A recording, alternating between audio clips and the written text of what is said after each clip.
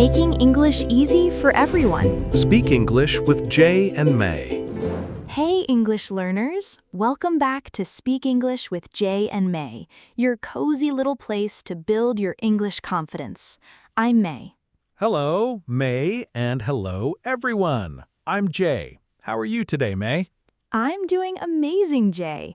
Actually, I just finished my second cup of coffee before we started recording, so I am very awake right now. Second cup already? Wow.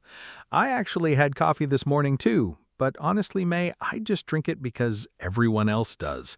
I don't even really know what I'm ordering half the time. Oh, Jay, you just said something that millions of people feel but never say out loud.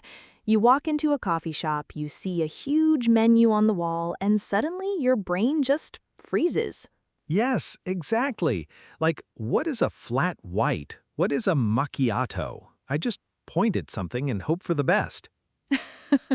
Okay, that is too relatable.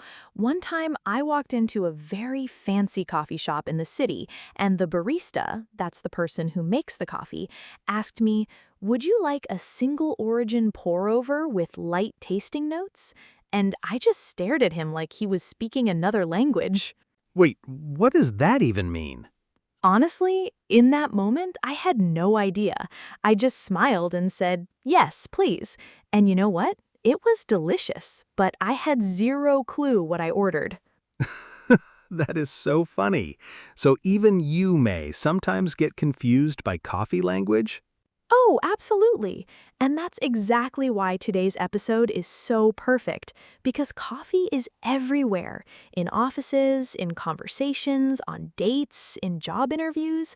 Coffee comes up all the time, and knowing how to talk about it in English, that is a real life skill. Okay, I love this topic. So, May, let's start from the beginning. Why is coffee such a big deal in English-speaking countries? Like, why do people talk about it so much? Great question. So, coffee in countries like the US, the UK, Australia, and Canada is more than just a drink. It's a social thing. When you want to meet a friend, you say, "Hey, let's grab a coffee."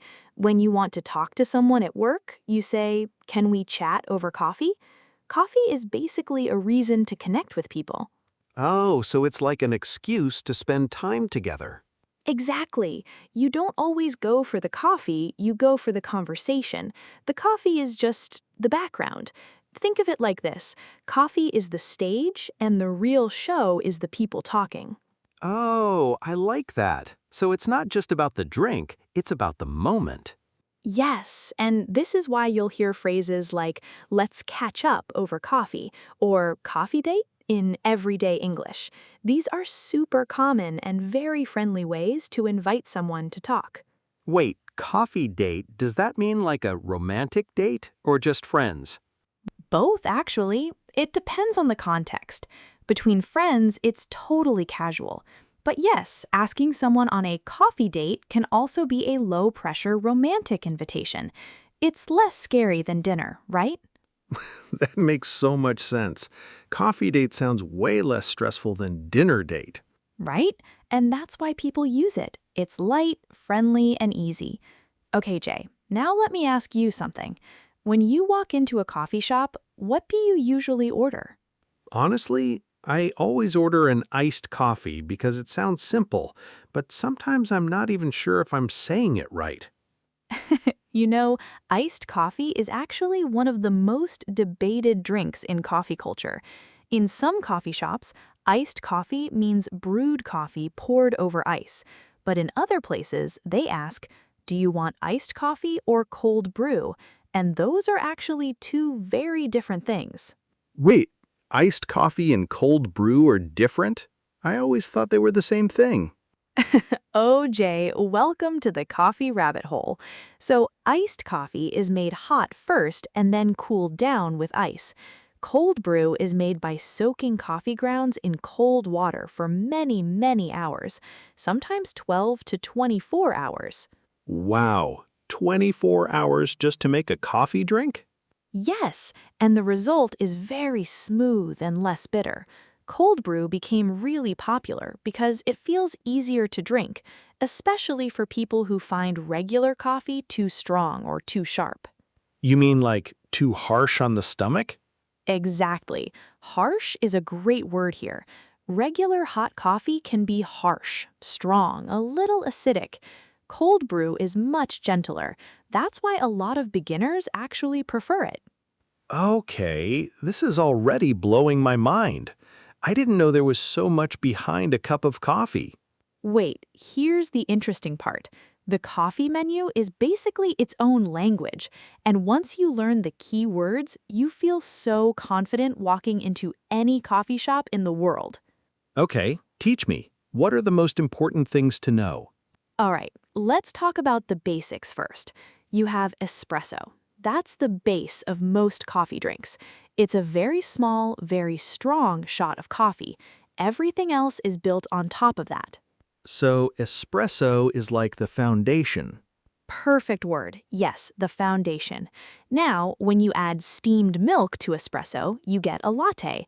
When you add a little bit of foam on top, you get a cappuccino. When you add more milk and less foam, it's a flat white. Oh, wow. So the difference is just the amount of milk and foam? Mostly, yes. It's all about the ratio. That means the balance between espresso, milk, and foam. And once you understand that, the whole menu becomes so much less scary. That is honestly life-changing. Why didn't anyone explain it like that before? Because most people just memorize the names without understanding the logic. But when you know the logic, you can even create your own drink and describe it to the barista. Really? Like, I can invent my own order? 100%. This is actually a big part of coffee culture, especially in the US. People customize their drinks all the time. You can say, "Can I get a latte with oat milk, 1 pump of vanilla, and light ice?" And the barista will make exactly that. Wait, people really order like that? So detailed? Oh, yes, and honestly, the baristas love it because it means you know what you want. It makes their job easier. There's even a joke that at some coffee chains, your coffee order says more about your personality than your horoscope does. Okay, so what does my iced coffee order say about me? It says you're chill, practical, and you don't overthink things, which honestly is a compliment. I'll take it.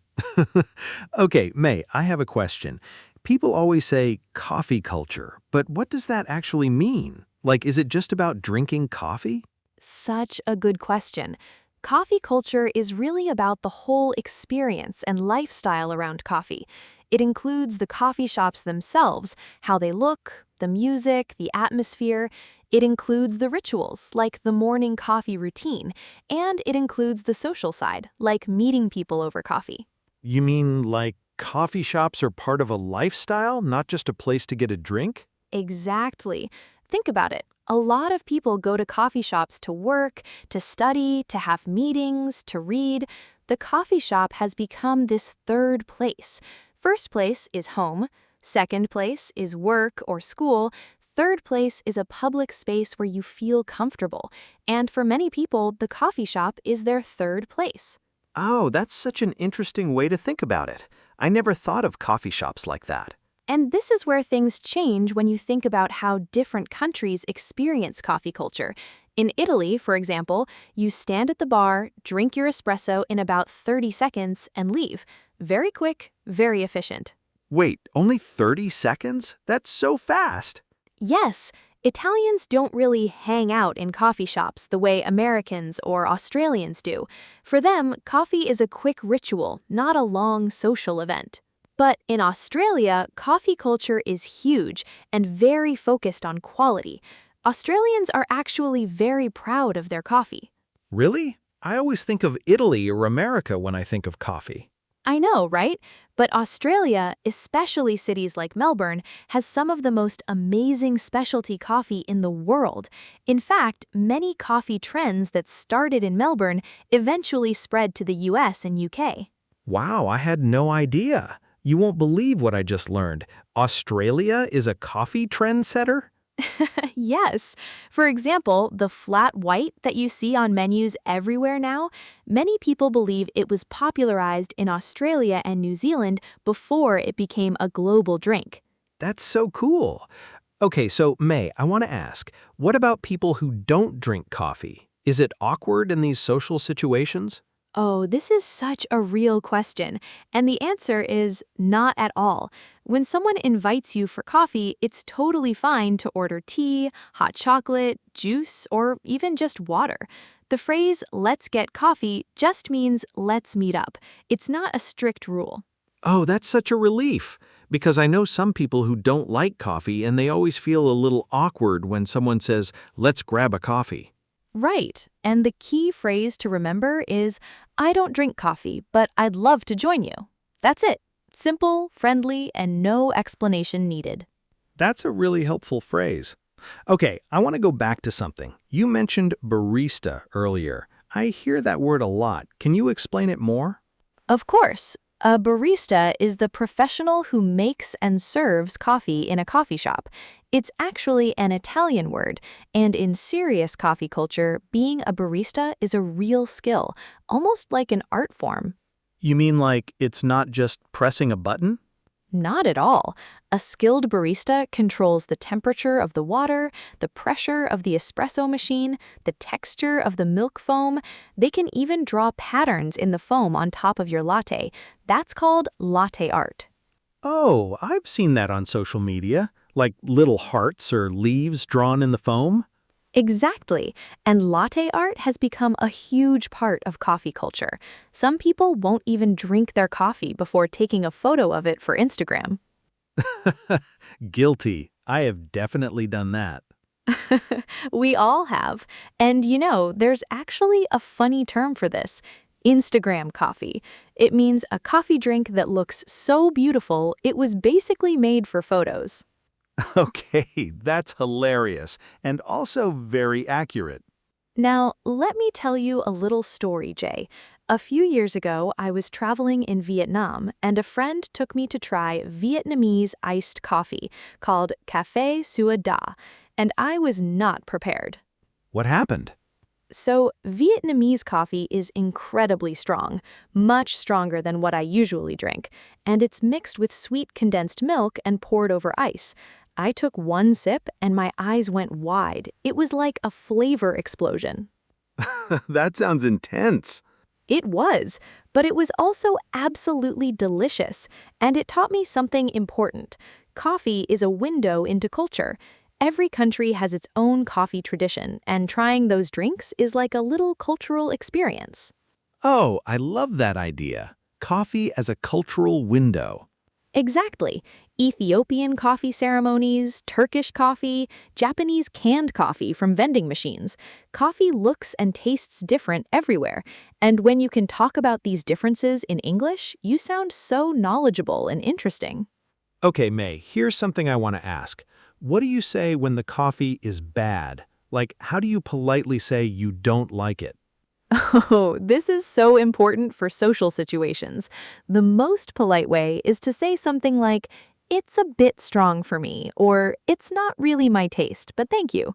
You avoid saying, this is terrible, even if that's what you're thinking. So you use soft language. Yes, in English, especially in social situations, we soften negative opinions. A bit strong, not really my thing, I prefer something a little lighter. These are all very natural, polite ways to express that you don't enjoy something. That's actually really useful beyond coffee, too, like for food or music or anything. 100%.